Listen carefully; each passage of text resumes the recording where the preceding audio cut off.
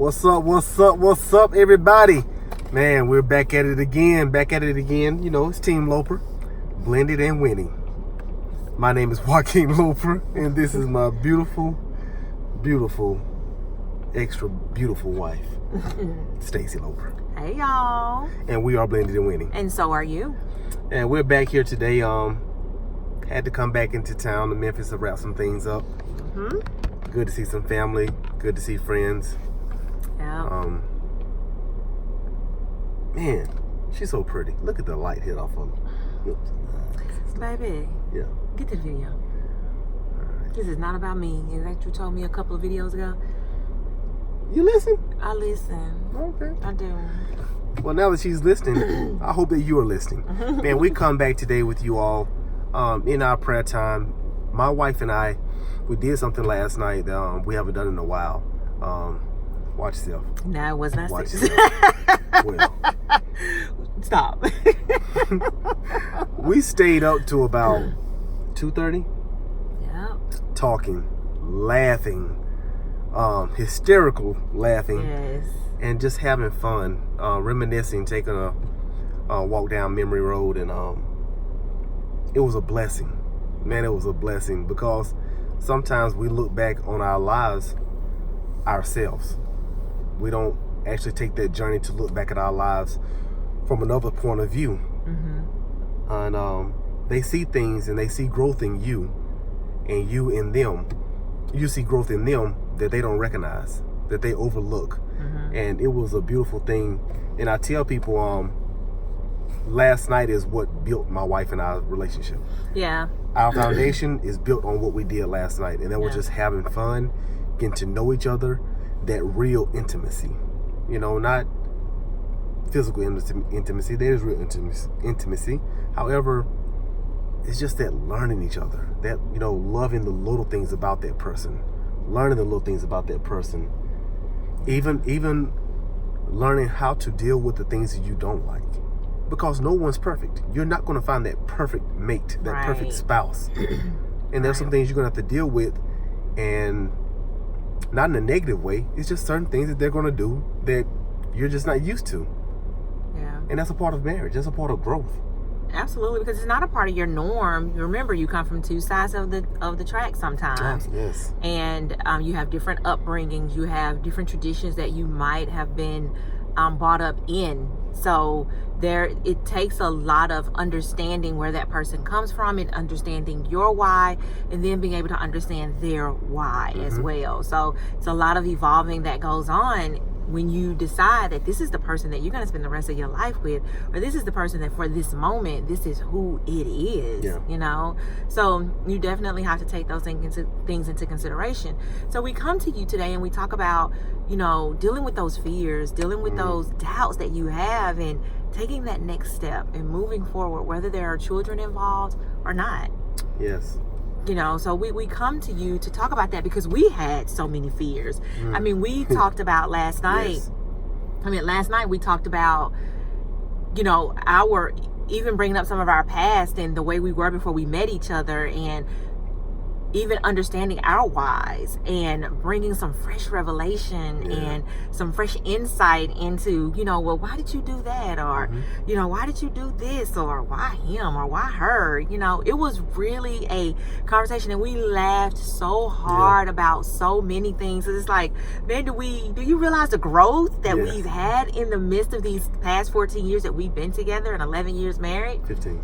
It is, 15 years. Yeah, 15. But it has really, really been a journey that we needed to take last night to really, truly understand where we are, you know, as a couple, as parents, you know, as a husband, a wife, a daughter, a sister, you know, and everything, and how all of that played a major part in who we are with each other. Yes.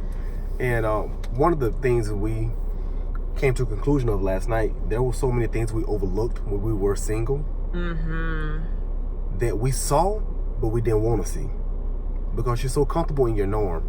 And before you get married, if you can figure out your why, it makes finding that other spouse that knows their why so much easier to collaborate with. Because if your why doesn't match up with her why, it's going to be a struggle. It's going to be a struggle. And I'm speaking from a man's point of view. It's going to be a struggle. And one thing it showed me last night, the conversation we had last night, and some of the questions we asked about some of our darkest times in our past, we're at a position now where we can handle that conversation. We can handle the answers. Yeah. We can respond differently. What I've come to understand is sometimes in the midst of, or the moment of situations, they're not going to be resolved then. That's not the best time to have those conversations. You can have them, but it's not going to be resolved. There's a possibility that you won't get any resolution from it because you're not really truly understanding the real why between it. Because what people realize is that your why, most of the time, it's not right there on the surface. Your why is much deeper than that. Much deeper. You know, it's truly understanding why you're really at the point where you are now. And that takes some digging and some things that you may have to uproot that can be very painful for you to begin to understand that true why. Yeah, but when you understand that why, it's going to be some separation. Separation from yourself, separation from flesh, separation from people, even family. And those are the tough things that people don't want to let go of because they feel that their identity is attached to those people, those things, those activities, those memories that were made with those individuals. And really it's a stronghold. A lot of times things are just strongholds, even family. You know, some people always say, well, my family always did it this way, but does that make it the right way?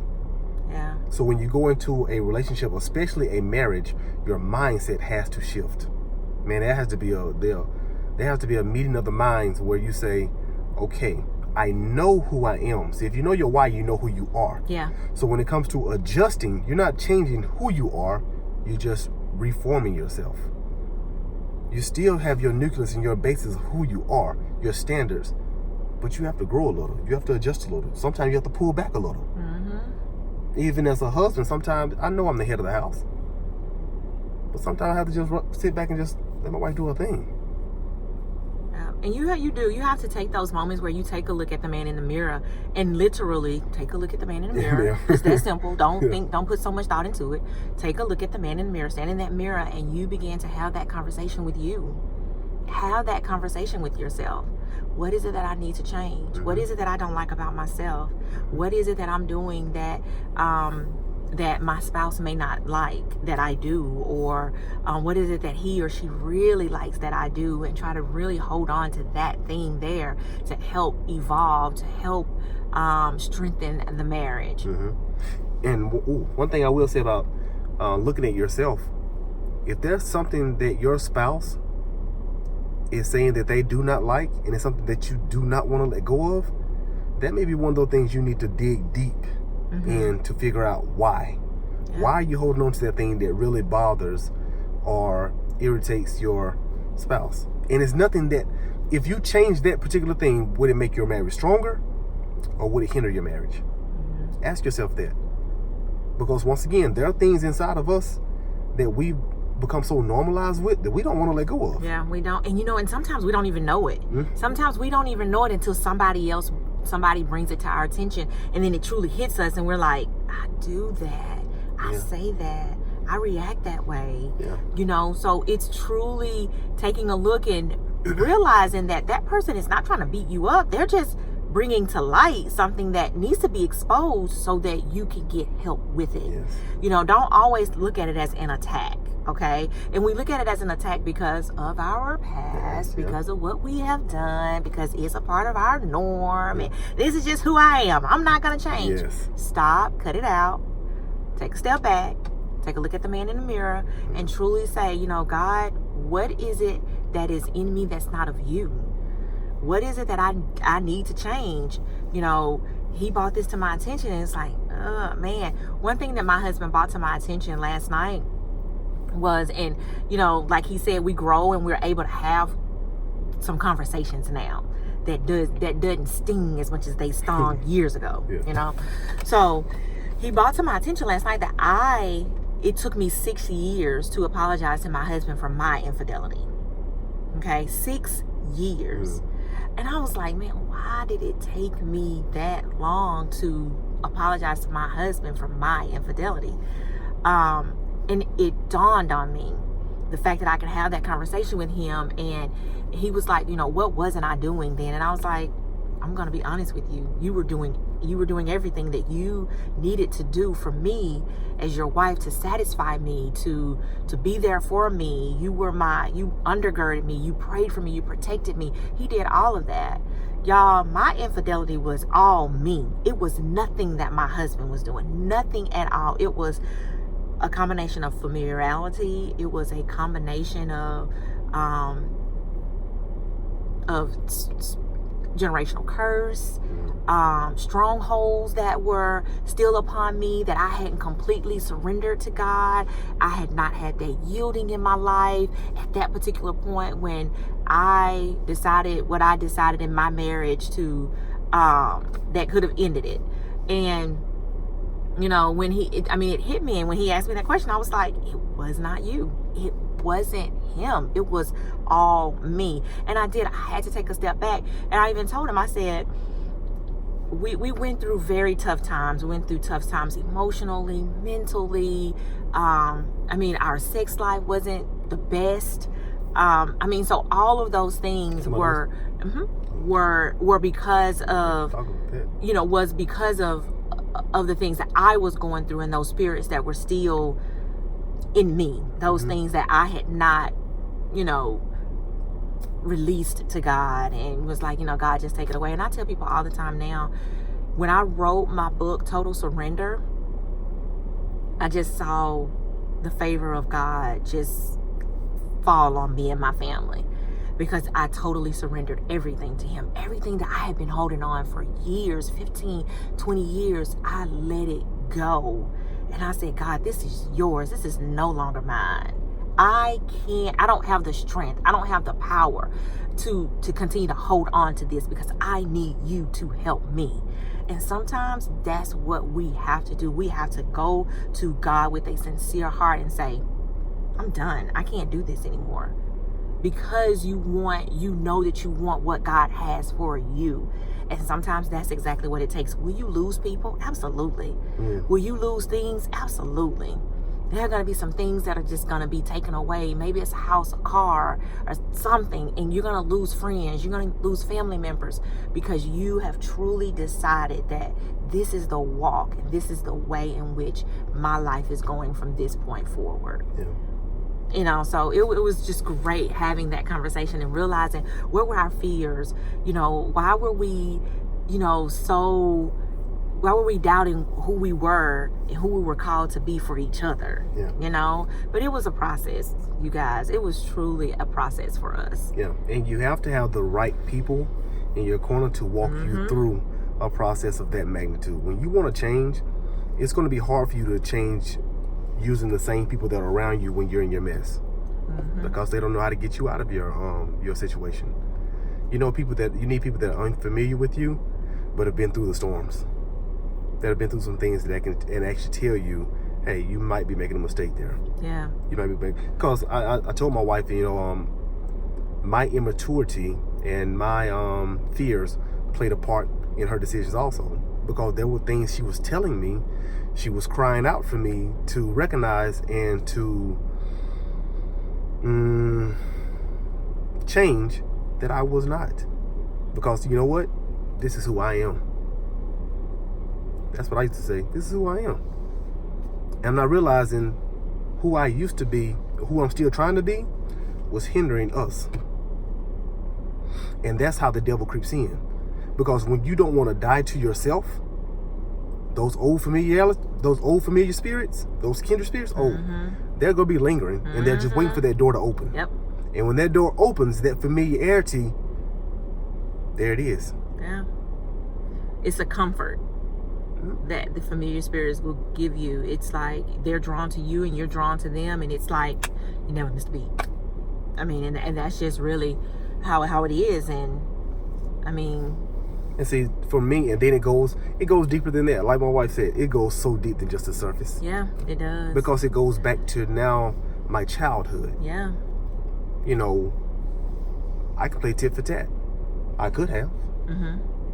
But I'm telling you, growing up seeing my mom go through what she went through with my father, the way she was treated and the things he did, man, I didn't want to be that. And I always told God I'd never want to be that person.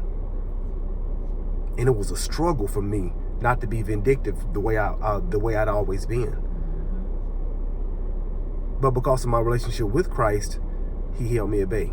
And I thank God for it. I had people in my life that kept me in place also. And the Bible says that he'll always give you a way of escape. Mm-hmm. He will. There were positions I put myself in that I took the escape route because I was fearful of what God was going to do to me. Not to my marriage, to me. But I wanted to fight for my marriage. And I knew I played a part in it. So, whenever people, I know my wife said, it was her. Yeah, it was her. It was her decision to make. But I had my hand to deal in the decision she made also. Because of my actions. Because we lost who we were. See, one thing about marriage, when you don't have that strong foundation that you truly need to stand on, and that's Christ, Holy Spirit speaking into your marriage, speaking into your lives, and people that you have that are accountability partners that hold you at bay. Yep. When you get into a marriage, things start changing. And if you're not changing with your spouse for the good, once again, doors are open. Yeah, and you have to want to be held accountable. Yes. You're gonna have accountability partners around you, and you may not recognize them simply because you don't want to be held accountable. You don't want to hear the truth because you don't want to lose what you felt like you were owed or that you deserved. Or sometimes you got to get out of your own way. You have to get out of your own way and get out of that mindset, and like he said, have a meeting of the minds and be like, look, this is for the birds. I'm tired of this. I want my peace. I want to feel loved, and you have to want it bad enough to say, I can't do this by myself anymore. Yeah. I need God's strength. I need what I know he has put in me, the authority and the power that he has put in me to say, we can do this together, God. God, together we can do this. Yeah. And let me say something else. Since you brought that up, this is a subject for another day, period. We're going to go into this subject when we go into it really, really heavy. But infidelity. There are many levels of infidelity. Many levels. So when my wife said infidelity, that can be physical, verbal. We're not gonna go into all that, but there's so many levels of infidelity. So when she says infidelity, somebody thinks,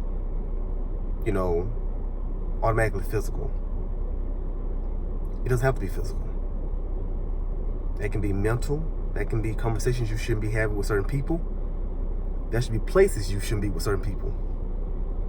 So, Holy Spirit just told me to put that out there because I didn't want people, assuming. I mean, they're gonna assume anyway. Exactly. Anyway, but exactly. We're gonna speak on that on another level. But he just told me put that out there. So, man, but those fears, that was one of my fears. Coming into my marriage, one of my fears was infidelity. Because that's what I saw growing up. From my mom and my father, that's what I saw. My father just doing her so bad. And I was like, man, I never want that. And another fear of mine was letting go. And what I mean by letting go, I mean totally lay my guard down. I always had my guard up. I always look for stuff that would make me say, okay, I can leave this person now. I don't want to go any farther with her because she may hurt me. And I'll be darned. The one person that I totally let my guard down for, the very first person I totally let all of my guard down for, does exactly what I feared the most. Some people will say, man, you crazy for staying. You this, you that. In the midst of all that is where I found myself. Because I had to let go of everything I knew and turn to God. And from there, sky's the limit. Definitely. And it was tough. It was very, very tough because we went through a very tough faith walk when all of that happened. Yeah. Because, I'll tell anybody, his faith was much stronger than mine coming into this thing. He had the foundation that was set for him. I didn't have that spiritual or that background set for me, but he did, and he had those prayer warriors in the background for him. I've had that over time in this marriage and with the people that we've met, and even watching my mom now and how much she has grown spiritually, and my aunt and my sister, and seeing how much they have grown as well. But I didn't have that strong of a foundation spiritually that my husband had to truly walk through that and say he had to truly lean on God and listen to that small still voice tell him, just be still. Be still and know. Be still. Be still. One of the toughest things for him to do was to be still. And I thank God that he had that relationship with God, and he had that relationship with other strong, that strong foundation of spirituality, with his uncles and his aunts and his grandmother that kept him there. That kept him just walk it out. Just walk it out. This is what you were purposed for. You were purposed to love this woman. This woman was made for you. And oh, babe, pull up the song we listened to last night by Gerald Levert. Which one? I was made to love you. Yeah. Made to love you. We listened to that one last night, and it just spoke to us as a couple, because it was like, boy, you were made to love me, boy. You were made to love me. They say you ain't supposed to ask God why, but why? But man, we just wanted to come to this is going to be something we're going to touch on again, because this is something we can talk about for days. Mm-hmm. Because there are so many stages and areas to this particular subject. Fears. Oh my God. Mm-hmm. There's so many fears in marriage, but I'm telling you, with the both of us on one accord, unstoppable. And you have fears in every aspect of your life, but when it comes to marriage, man, fear of failing, of it not working, of having the financial issues, of, all of those things. When I tell you, it plays a huge part, and it also plays a huge part on how strong you and your spouse grow together when you know that there's a possibility that you're going to be confronted with these type of issues, and how to walk it out, how to be there for each other, how to undergird each other. And man, I tell you, it's truly something that you really have to think about and everything.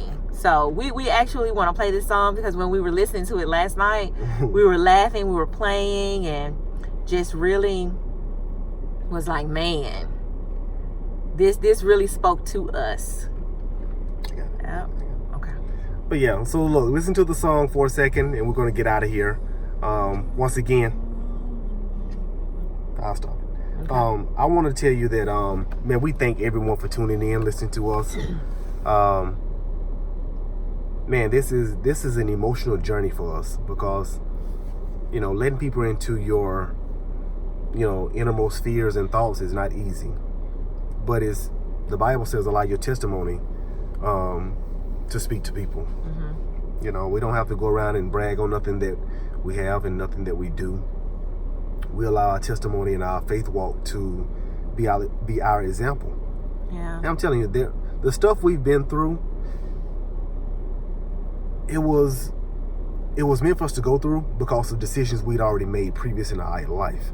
So when you go through something, you look back on your life, you can see where it came from. Yeah. You can see how the decision you made 10 years ago is going to affect you 10 years from now. Yeah. And you have to be ready for that. You have to be ready to deal with it.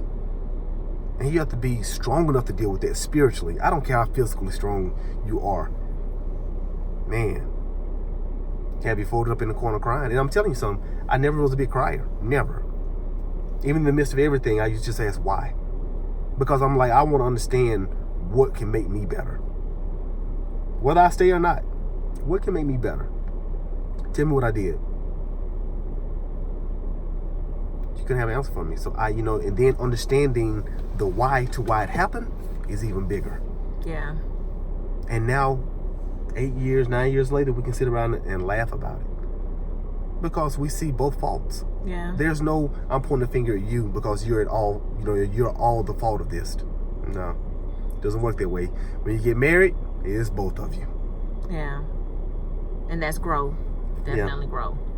So look, here's the song by Gerald Levert. Many of you know it, but I don't know if you've ever really listened to the words. One thing I know, music means more to me as I've gotten older than it did when I was younger. All right, so look, listen to the song. Hope you enjoy it.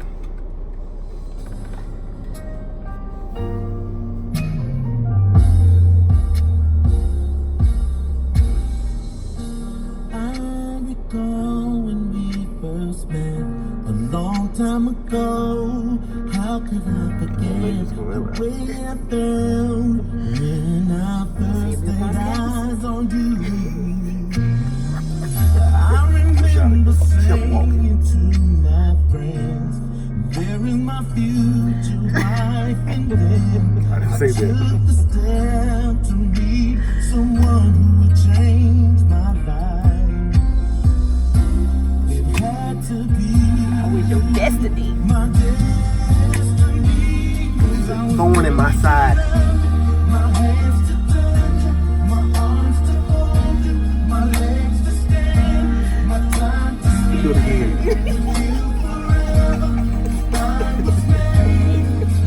This little squeeze. my lips to kiss you, my eyes to see you, my legs to stand, my time to spend with you forever. I was there, waiting to love. No. I remember our first day, Our first arguments, our very first breakup and makeup that got us to this moment. So every girlfriend and every one night stand, every heartbreak, every heartache. I hope y'all can hear her. It made me better suited for you. I had to be my destiny.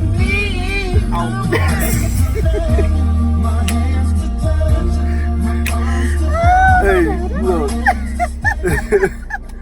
Hey, we hope you all enjoyed the song. Go back and listen to it for yourself. Find those moments with your spouse that you can truly, truly see the growth in. Find those moments that make you and your spouse want to get closer together. Find those moments and those things and those songs or those, just those precious minutes and moments that you want to make your spouse be a better person for you, and you want to be a better person for your spouse. Yeah. It's about growth.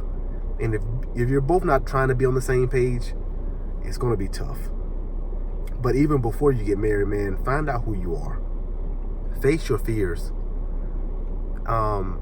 Ask God, why do you have those fears? How can those fears be a positive for you, a positive for someone else? Because facing your fears doesn't mean like you'll get over that fear. You may not, but at least you know why you have that fear. So talk to your God. Talk to God. Talk to your spouse, your future spouse, and talk to yourself, like my wife said. Ask yourself those critical questions.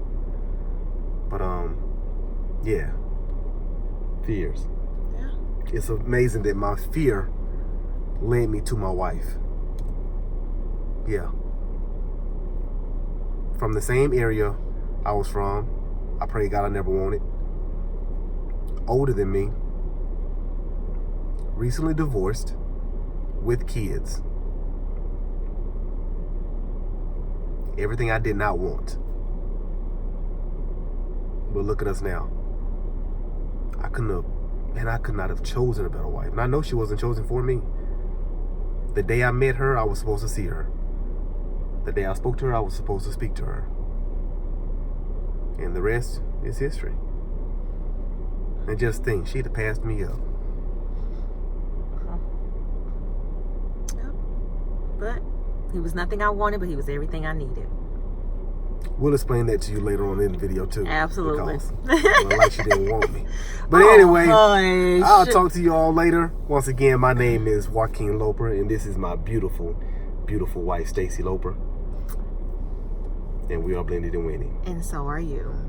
We truly hope that you all enjoy our transparency, our emotions. These are subjects that we actually pray to God to bring to you all. We pray that you all share this video. We pray that it unctions you to have those critical and difficult conversations with your spouse, with yourself. Yeah. Man, reach out to us, inbox us, ask us questions. We don't mind. We look forward to seeing you the next time. We look forward to hearing from you. And man, we pray God to just continue to bless your life, bless your marriage, bless your future marriages. Yep. For the people that are not married. Mm-hmm. But once again, we love you with the love of Christ, and we will talk to you the next time. Blended and winning, Team Loper. Bye. See We you later. love you all. Share.